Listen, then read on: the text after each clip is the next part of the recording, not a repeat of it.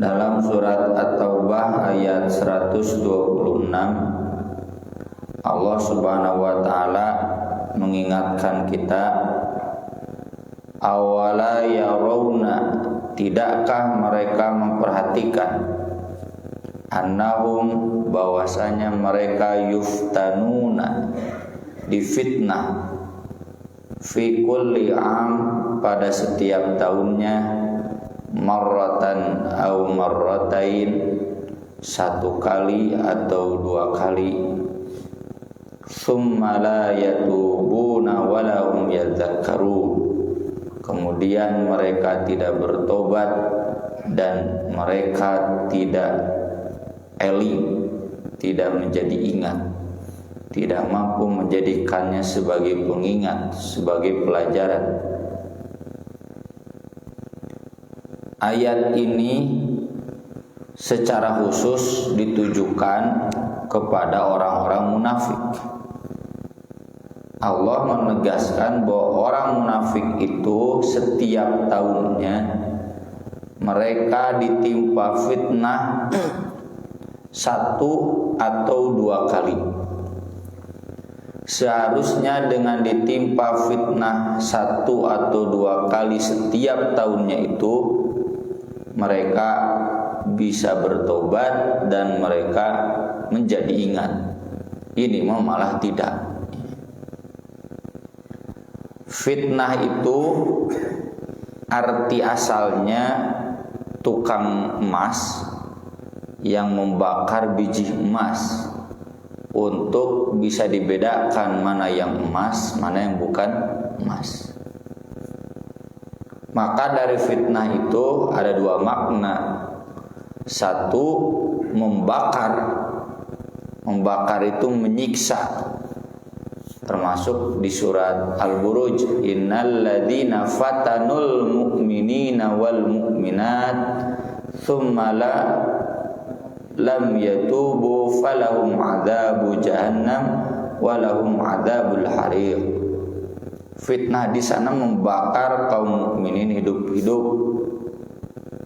Ashabul ukhdud an-nari dzatil waqud. Termasuk di surat Az-Zariyat, dzuqu fitnatakum hadzal ladzi kuntum bihi tasta'jilun. Itu ditujukan kepada para penghuni neraka, rasakan fitnah kalian. Fitnah di sana siksa yang membakar kalian.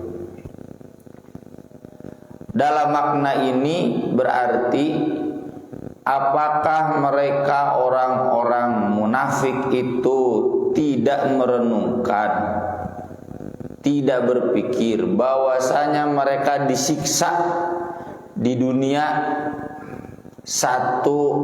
setiap tahunnya itu satu atau sampai dua kali. Apa fitnah buat orang-orang munafik dan orang-orang kafir itu? Ada banyak ayat yang menjelaskannya. Awalam yarau anna na'til arda nanqusuha min atrafiha. Itu di antaranya. Apakah mereka tidak merenungkan bahwasanya kami mengambil seluruh penjuru bumi lalu kami menariknya dari semua ujungnya? Maksudnya menyempitkan kekuasaan mereka, menyempitkan pengaruh mereka, bahkan menghilangkan kehebatan mereka.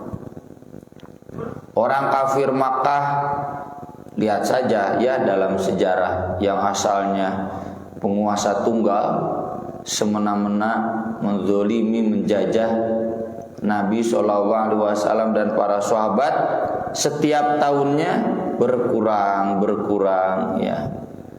ya berkurang pengikutnya karena pada masuk Islam, berkurang kekuatannya, setiap tahunnya kalah lagi. Khusus untuk orang munafik itu setiap tahunnya selalu dibongkar kemunafikan mereka. Mulai dari surat Ali Imran, surat Al-Anfal, membongkar kemunafikan orang-orang munafik dalam perang Badar. sampai surat At-Taubah ini membongkar kemunafikan orang-orang munafik dalam perang Tabuk. Kalau surat Ali Imran, surat Al-Anfal itu ayat-ayat tentang perang, tentang orang-orang munafiknya, turun terkait perang Badar tahun 2 Hijriah, awal hijrah. Sedangkan perang Tabuk itu terjadi pada tahun 9 Hijriah, sebelum Haji Wada, sebelum Nabi wafat. Perang terakhir yang Nabi pimpin. Dan dari perang Tabuk itu turunlah surat At-Taubah secara sempurna, membongkar. Makanya disebutkan dalam surat yang lain Al-Bara'ah, ya Taubah itu, atau Al-Fadihah. Al-Bara'ah itu yang memutus hubungan dengan orang kafir, dengan orang munafik, sudah tiada ampun lagi. Al-Fadihah, Al-Fadihah itu yang membuka borok-borok orang munafik. Wah, beak dina surat At-Taubah. Mereka datang minta izin, turun ayatnya. La yasta'dzinukal ladzina yu'minuna billahi wal yaumil akhir ayyujahidu fi sabilillah. Gak mungkin orang yang beriman pada Allah dan hari akhir minta izin, gak akan jihad, gak mungkin. Maka nali ahlil madinati wa man haulahum minal a'rab ayyatakhallafu ar rasulillah. Gak boleh penduduk Madinah dan orang-orang Arab sekitarnya mereka tidak ikut perang, padahal Rasulullah SAW sendiri yang memimpin perang. Boleh kerke. Innama yasta'dzinukal ladzina la yu'minuna billahi wal yaumil akhir wartabat qulubuhum fahum fi raibihim yataraddadun.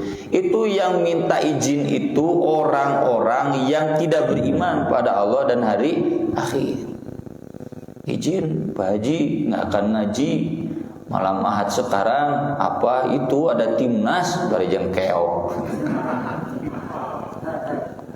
Nah itu wartabat qulubuhum, karena masih ragu hati mereka, fahum fi raibihim yataraddadun, maka mereka dalam keraguannya terus saja terombang-ambing sampai mati. Bakal begitu sampai mati, udah tua tepanceg-panceg. Tuh karakter orang munafik. Harusnya semakin tua menjelang mati, apalagi menyambut husnul khotimah, panceg keagamaannya kuat teguh.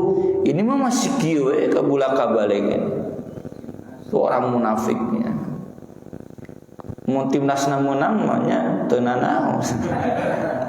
Diparekeun ku Pak Haji ge nobar, da beleh.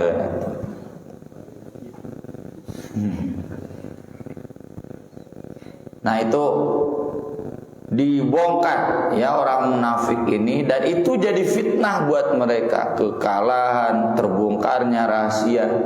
Mereka bikin masjid ya, alasannya masjid, langsung kan dibongkar ku Allah. La taqum fihi abada walladzina takhudhu masjidan diraran. Memang masjid tapi diror. Sudah nggak ada tempat lagi bersembunyi buat orang-orang munafik selain harus mengikhlaskan hatinya. Illal ladzina amanu wa 'amilus shalihat wa akhlasu dinahum lillah wa tasamu billah. Udah orang munafik udah nggak ada pilihan lagi. Wa tasamu billah, berpegang teguh pada Allah.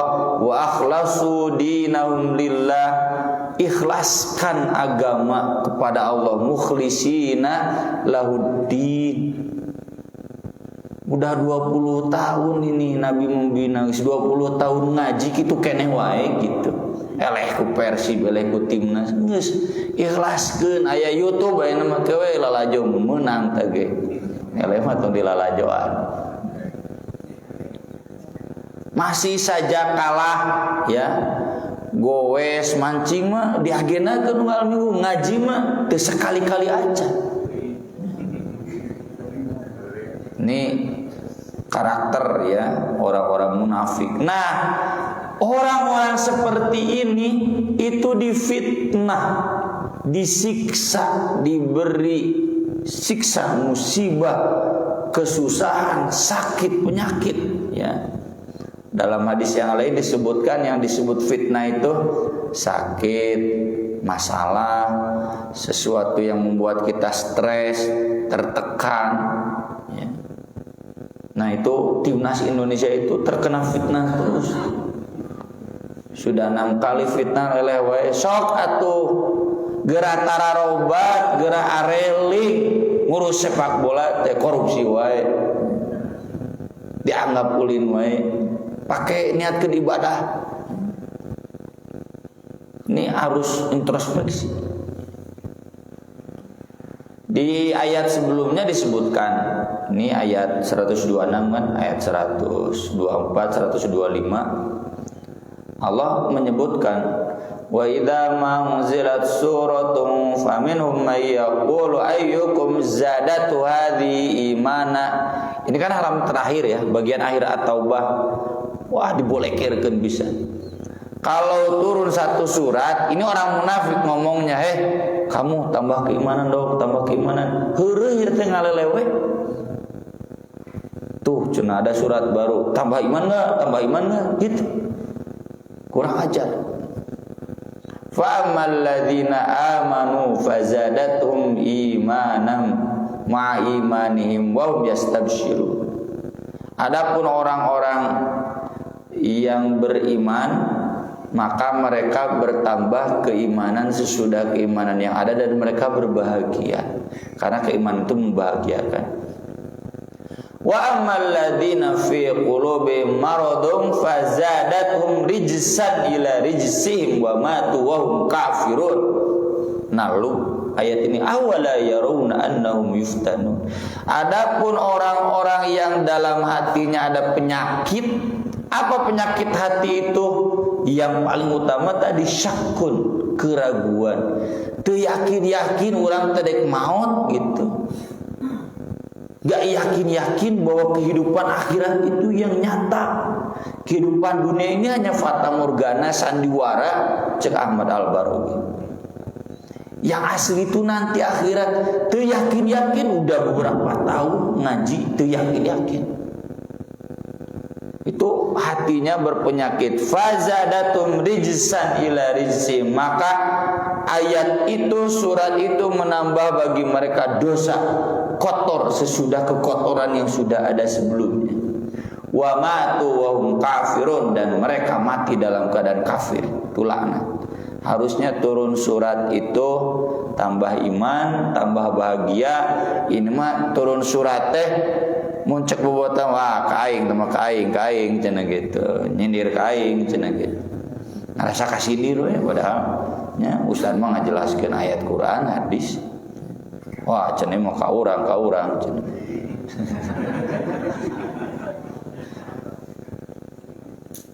Nah ini ya, ini tiap tahun teh, tiap Januari atau Muharram naon we. Surat ini turun di bulan Rajab ya, jadi setiap bulan itu kita introspeksi setahun belakang.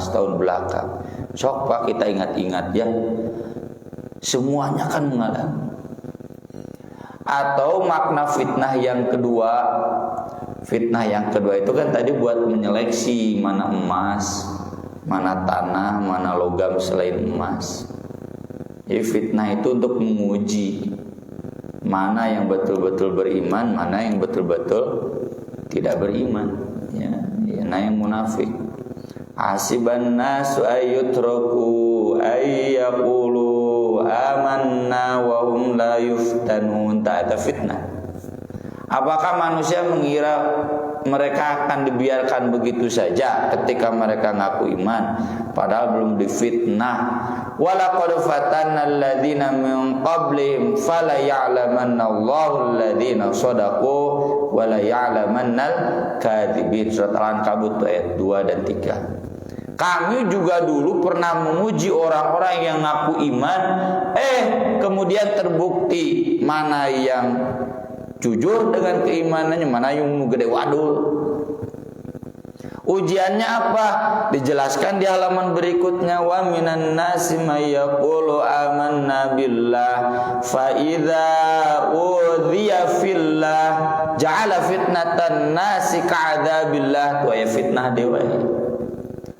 Di antara manusia ada yang mengaku kami iman pada Allah, tapi ketika mereka disakiti di jalan Allah, jihad, ada yang terbunuh, kadang kalah. Kan Nabi juga dalam perang Uhud kalah, perang Hunain juga hampir kalah, perang Khaybar juga kalah dulu ya.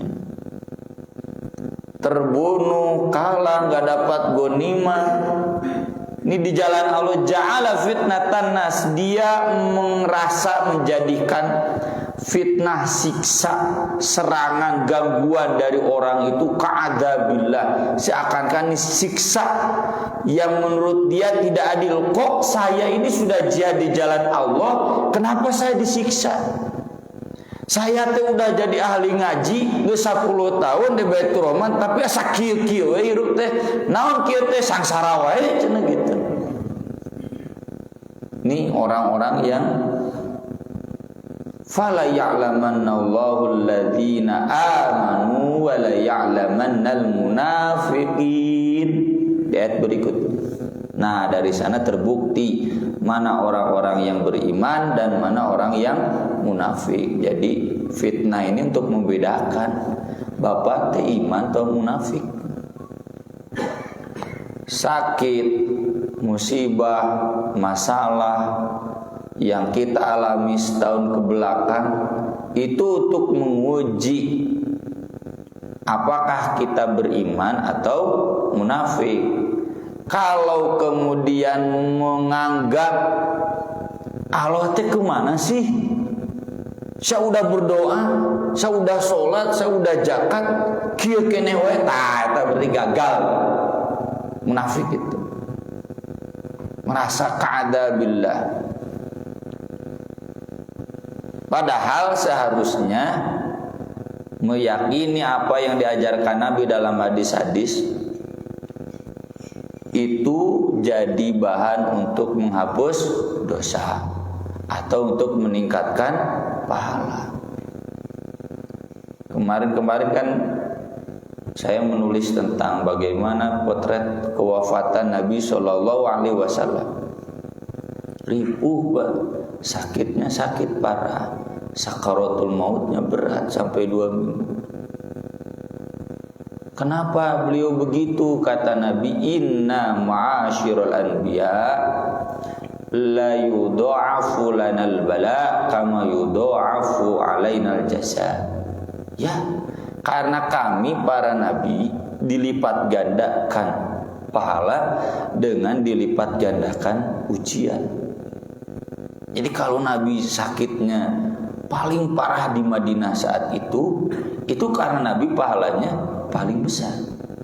Nabi juga sakaratul mautnya paling susah, itu karena Nabi pahalanya lebih besar. Sampai kata Umar bin Abdul Aziz, ya meski memang ada doa ringankan dalam sakaratul maut, tapi Umar bin Abdul Aziz sendiri ingin seperti Nabi. Ma uhibbu an yuhawwana alayya sakaratul maut wa innahu la akhiru ma yukaffiru bidhunub. Saya tidak ingin diringankan sakaratul maut saya, karena itu peluang terakhir menambah pahala, peluang terakhir menghapus dosa. Itu perspektif orang beriman mah begitu. Melihat ujian, memang Nabi banyak dosa, boro-boro Pak, sedikit juga nggak ada. Kenapa sakitnya parah? Terus Nabi mengeluh? Tidak, malah optimis. Ketika kata Ibnu Mas'ud, innaka la tu'aku akan sadidan, kok Nabi Anda sakitnya parah begini. Kata Nabi, ajal ini u'aku kama yu'aku rajulani minkum. Sakit saya 2 kali lipat kalian. Kata Ibnu Mas'ud, wa innalaka ajraini marrataini. Ya, karena Anda akan mendapatkan pahala 2 kali lipat. Nggak mengeluh. Ini saya udah babacaan anu, rajin ngaji, dagang, cenah rugi we aman. Kukulutus ambek-ambekan. Padahal itu ujian, apakah kita mau lebih ya naik imannya atau tidak. Maka dari itu ayat ini yang menggugah kita semua. Apakah di setiap tahun itu kita tambah iman gitu, atau anger-anger ayat sifat munafik? Kalau munafik enggak mungkin kita ya, insya Allah enggak mungkin. Orang munafik itu orang kafir, orang yang kafir tapi menyembunyikan kekafirannya. Kalau kita insya Allah semua beriman, cuma ya tidak aman kalau dari sifat-sifat munafik. Jadi ada orang munafik, ada orang beriman yang ada sifat-sifat munafik. Apa bedanya? Kalau orang munafik kekal di neraka, bahkan paling bawah, fiddarkil asfali minan nar. Orang kafir mah teu panganapna, ada gentle dengan kekafirannya. Nah jangan salah gitu. Tapi orang munafik mah ya sudah kafir yang awadul gitu. Tapi kalau orang beriman yang ada sifat-sifat munafik, itu mas sebatas dosa besar. Dosa besar teh naon? Mun moal kahapus ku salat, ku zakat, digodog heula di neraka 99,99%. 0,0001%-nya kesaning Allah. Yaghfiru liman yasha wa yu'adzibu may yasha. Cuma dalam hadis-hadisnya pelaku dosa besar itu yang dapat syafaat di akhir itu digodog di neraka. Naudzubillah min dzalik. Dan oleh karena itu Imam Ibnu Katsir kemudian di dalam kitab tafsirnya mengutip hadis Nabi sallallahu alaihi wasallam yang disampaikan oleh Anas bin Malik. La ya'ti 'alaikum zamanun illa alladhi ba'dahu syarrun minhu. Tidak datang kepadamu zaman kecuali yang datang sesudahnya lebih jelek dari sebelumnya. Hatta talqaw rabbakum, sampai kalian bertemu dengan Rabb kalian. Sami'tuhu min nabiyyikum sallallahu alaihi wasallam. Demikian aku dengar dari nabi kalian sallallahu alaihi wasallam. Maksudnya apa? Hati-hati. Tiap tahun berjalan itu semakin besar. Cobaan buat kita semakin berat karena zaman semakin rusak. Dalam riwayat lain, amsi khairun minal yaum wal yaum khairun min ghad. Kemarin lebih baik dari hari ini. Hari ini lebih baik dari besok. Wa kadzalika hatta taquma saah, demikianlah sampai terjadi kiamat. Jadi kalau kita kan punya prinsip hari ini harus lebih baik dari hari kemarin, hari esok harus lebih baik dari hari ini. Ya, itu prinsip kita harus begitu.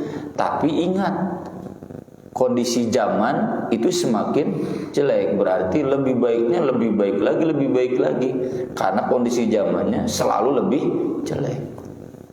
Dan ini Anas bin Malik sampaikan ketika para tabi'in curhat tentang kekejaman Al-Hajjaj. Al-Hajjaj itu panglima perang zaman Umayyah yang membantai keturunan Ali, menindas. Pokoknya ada yang berani-berani di mimbar Jumat bahas tentang Ali dan keutamaan keluarga Nabi, udah ditangkap Al-Hajjaj. Kejam. Makanya muncul Syiah. Ya, biasa kan satu perlakuan ekstrim memunculkan kelompok ekstrim. Ya. Kenapa ada muncul ekstremis? Ini secara sosiokultural ya. Karena memang kemiskinan yang ekstrim. Muncullah kelompok-kelompok ekstremis meneran di Indonesia. Mau orang Islam mayoritasnya. Coba nya di Italia manu nembakan perkemahan pelajar, ya, atau di Amerika orang Kristen. Si Marcus Rashford-nya striker MU itu dijadikan doktor ke perguruan tinggi karena dia memperjuangkan kemiskinan di Inggris. Cek saha Inggris balaleuna loba, dan itu sarang kriminalitas. Syiah itu ekstrim ya karena memang hasil dari sikap yang ekstrim. Jadi pemerintah menaik kelompok ekstrim teh ngacau ya tuh. Karena pemerintahnya juga ekstrim. Nah, ketika para tabiin mengadu begitu, kemudian Anas menyampaikan hadis ini, jangan heran. Karena Nabi sendiri menyabdakan begitu. Dalam riwayat lain, fasbiru hatta talqauni 'alal haud. Sabar sampai kalian bertemu dengan aku di telaga. Sabar itu kan bertahan dalam kebaikan meski tertindas, tetap ibadah agama mah nggak boleh kendur. Ini kalau dalam konteks zaman, meski zaman semakin lebih jelek, pemerintahan di Indonesia tidak ada baiknya. Kondisi pendidikan juga semakin jelek, kondisi sosial ekonomi. Nah, di sana nanti terujinya kita mampu sabar tidak, atau ada kukulutus, sholat tuluy-tuluyan asa kieu-kieu keneh, cenah gitu bahasana. Tuh di jamaah sebelah sana, sajen di sini mah. Kenapa cenah justru nutara ka masjid teh orang-orang komplek, padahal masjidnya di komplek dengan perbatasan ya dengan masyarakat. Cenah naon eta ge tukang ngaraji kitu-kitu keneh we cenah hirupna sangsara cenah. Naon hasilna cenah ngaji teh? Haji laras kitu nya cenah. Itu mah jahiliyah pisan atuh. Ibnu Mas'ud kemudian menjelaskan dalam riwayat lain, lastu a'ni roho'an minal aishi yusibu wa malan yufiduhu. Yang aku maksudkan bukan kesenangan hidup yang diperoleh ataupun harta yang bermanfaat. Hari ukuran kesenangan makanya semakin senang. Standar rumah sederhana zaman sekarang dengan dibanding zaman Nabi teh sederhana, tentu lebih baik ya. Teknologi lebih baik, menunjang kehidupan kita semakin baik. Kalau masalah duniawi nama, walakin la ya'ti 'alaikum yaumun, tapi yang dimaksud tidak akan datang kepada kalian satu hari pun illa wa huwa aqallu ilman minal yaumil ladzi madha qablahu, kecuali lebih sedikit ilmunya dibanding hari-hari yang sebelumnya. Fa idza dhahabal ulama, ketika para ulama banyak yang wafat, istawan nas, manusia pun jadi setara. Fala ya'muruna bil ma'ruf wala yanhauna 'anil munkar. Mereka tidak lagi amar ma'ruf nahi munkar karena tidak ada sosok yang disegani. Masyarakat yang berbuat kemungkaran juga sudah tidak malu karena tidak ada sosok yang disegani. Masyarakat tidak berbuat ma'ruf pun ya datar-datar saja. Kenapa? Karena tidak ada ulama yang disegani yang mampu menggerakkan amar ma'ruf nahi munkar. Fa inda dzalika yahlikun, ketika itu maka mereka binasa. Di sini hakikatnya peringatan dari Ibnu Mas'ud, dan ini sama dengan hadis-hadis Nabi ya yang pernah kita bahas bulan kemarin tentang krisis kebodohan. Krisis kebodohan itu karena ilmu yang ditinggalkan, karena ulama yang tidak dijadikan rujukan, karena manusia menganggap udahlah ulama manusia, kita juga manusia. Ulama mah di masjid we, jangan dibawa-bawa ke ekonomi, politik, sosial, dianggap omongan biasa we. Itu terjadi di zaman hari ini dan itu nggak terjadi di zaman dulu. Kalau zaman dulu ulama itu dijadikan rujukan, ilmunya dijadikan rujukan, ayeuna boro-boro. Dan ini semua adalah peringatan. Kalau kita mengalami setiap tahunnya fitnah-fitnah, introspeksilah. Sudah sejauh mana ilmu kita, sudah sejauh mana amal soleh kita, sudah sejauh mana kekuatan ibadah dan akidah kita. Mudah-mudahan setiap tahunnya kita selalu bisa ya introspeksi, bermuhasabah tentang fitnah-fitnah yang sudah kita alami, sehingga meski zaman selalu lebih buruk, tapi kitanya tetap mampu kuat teguh, sabar menghadapi godaan zaman yang semakin parah. Sekian yang bisa saya sampaikan pada kesempatan pagi hari ini. Saya persilakan kalau ada pertanyaan. Mangga nyangakeun. Daya cekap mengatur nuhun. Aqulu qouli hadza wa astaghfirullah li wa lakum subhanakallahumma bihamdik asyhadu an la ilaha illa anta astaghfiruka wa atubu ilaik. Wassalatu wassalamu ala rasulillah. Wassalamualaikum warahmatullahi wabarakatuh.